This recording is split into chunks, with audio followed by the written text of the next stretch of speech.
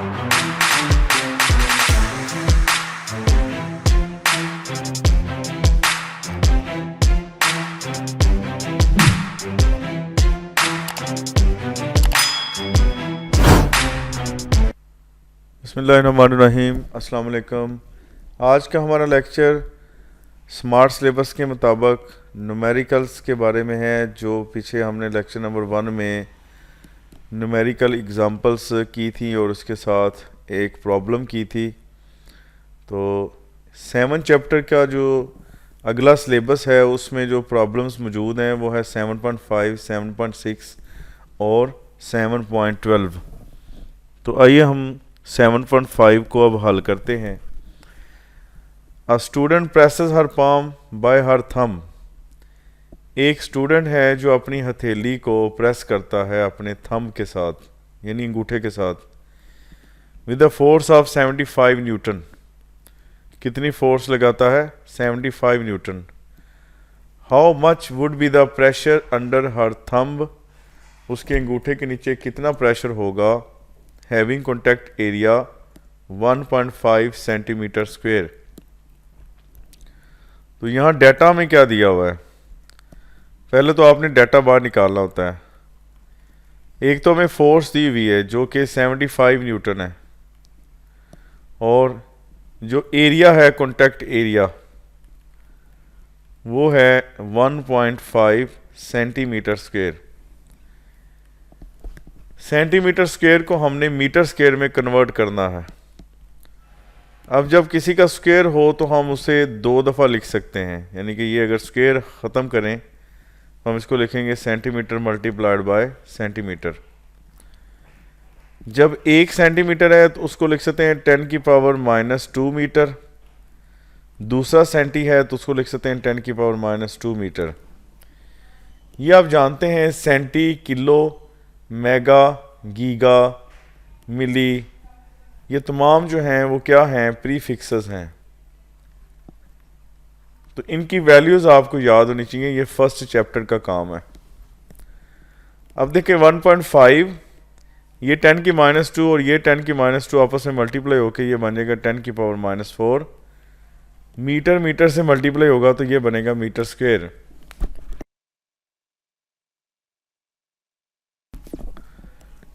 अब हमें निकालना क्या है?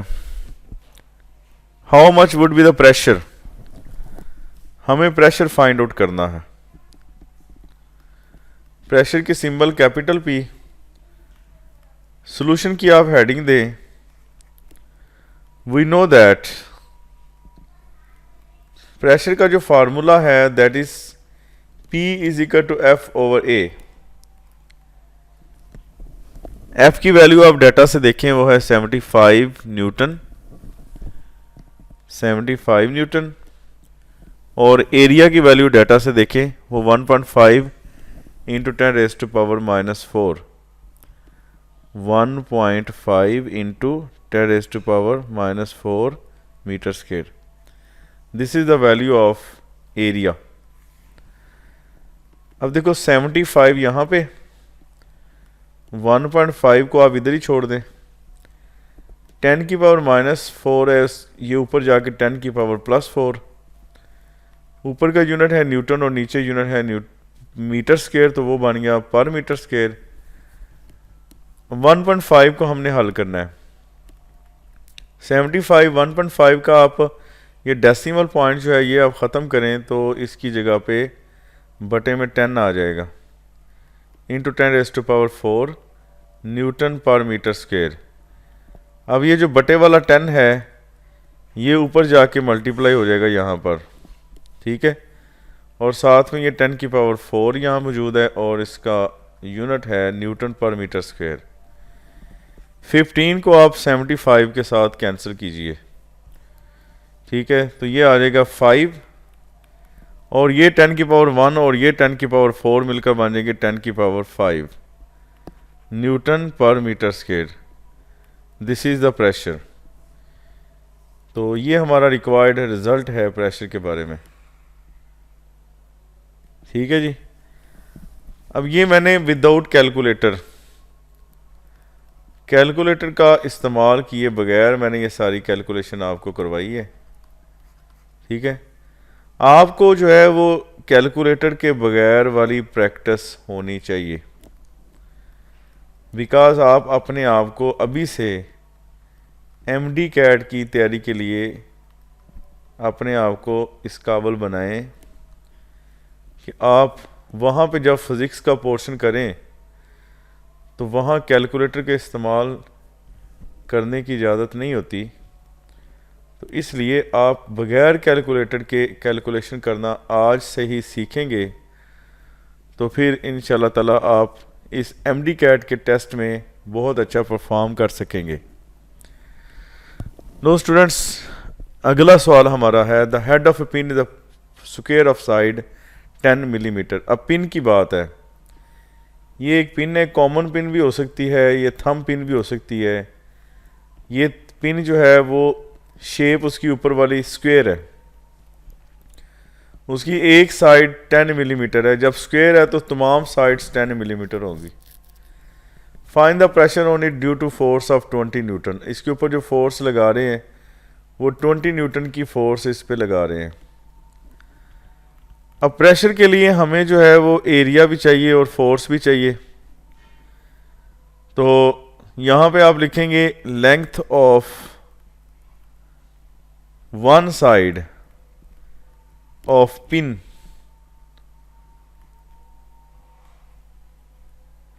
पिन का मतलब यहाँ पे क्या है, उसका जो ऊपर वाला कैप होता है उसका स्क्वायर पिन है, ये उसकी एक लेंथ जो है वो 10 मिलीमीटर की है।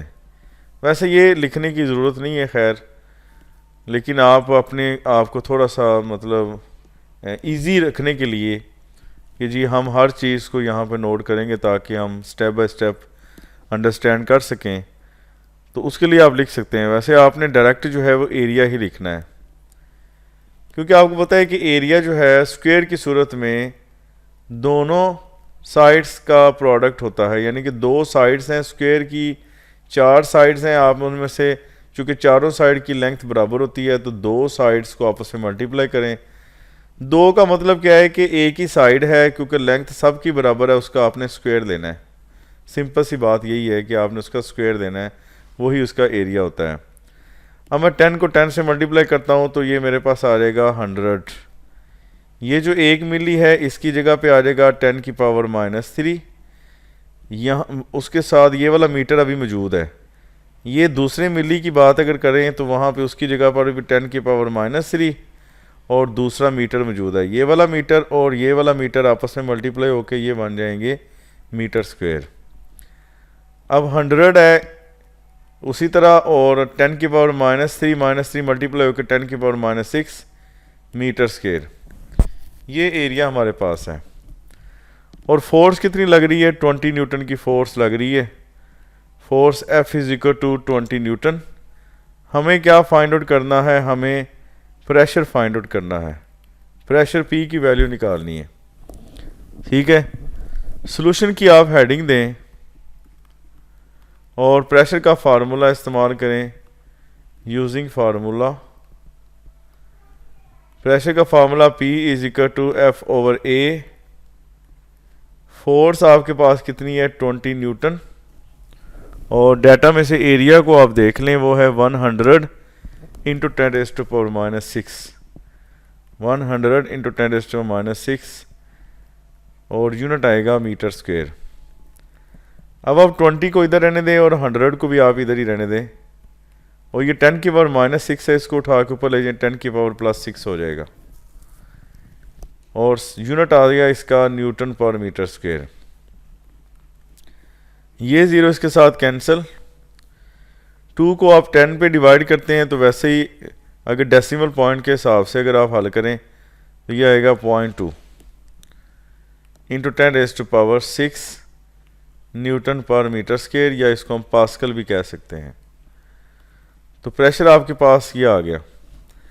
अब आप जो है वो इस पॉइंट को उठा के यहाँ पे ले आएँ, यानी डेसिमल पॉइंट को राइट साइड पे मूव करवाएं। तो जो साइंटिफिक नोटेशन का तरीका आपने फर्स्ट चैप्टर में सीखा है, वहाँ उस तरीके में हमने ये बात की है कि जब डेसिमल पॉइंट को राइट साइड पे शिफ्ट करते हैं तो 10 की पावर माइनस होती जाती है।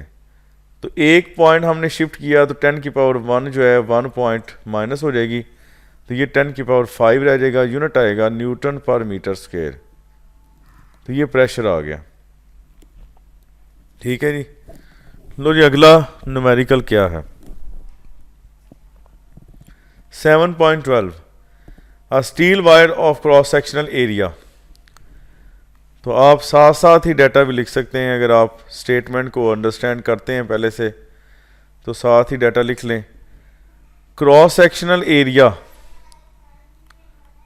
क्रॉस सेक्शनल एरिया आपके पास क्या है? A is equal to 2 into 10⁻⁻5 metre square through 2 millimetre of a force stretched, यानी कि उसकी लेंथ में जो चेंज है वो 2 मिलीमीटर की है, लेकिन उसकी ओरिजिनल लेंथ 2 मीटर है। लास्ट में अगर आप देखें तो आप उसको ओरिजिनल लेंथ L0 लिखें, वो है 2 मीटर।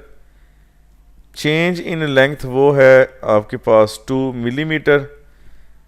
मिली की जगह पे हम लिखेंगे 10 की पावर -3 मीटर। और जो फोर्स आप लगा रहे हैं वो क्या है? 4000 न्यूटन।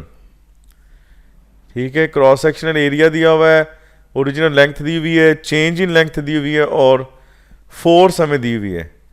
फाइंड आउट क्या करना है? Find the Young's modulus.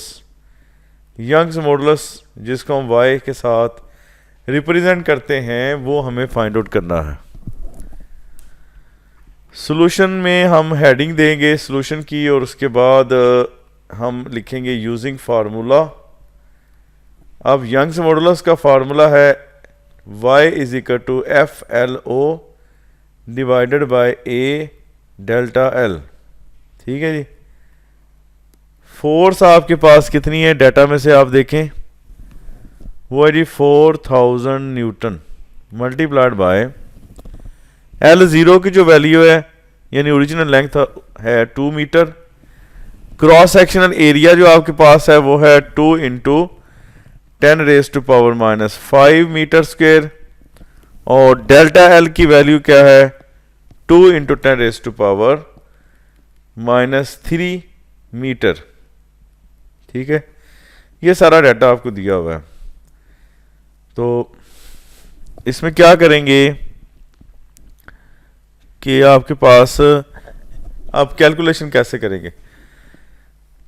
ये 10 की पावर -5 10 की पावर -3 इनको आप हल करें। इसके अलावा 2 को आप इस 2 के साथ काट दें। ऊपर आपके पास है 4000 न्यूटन, नीचे ये वाला 2 कट गया, यहाँ से ये 2 बच गया, तो 10 की पावर -5 बन गया -8। ये मीटर इसके साथ कैंसिल हुआ तो नीचे यूनिट है मीटर स्क्वायर। ठीक है जी।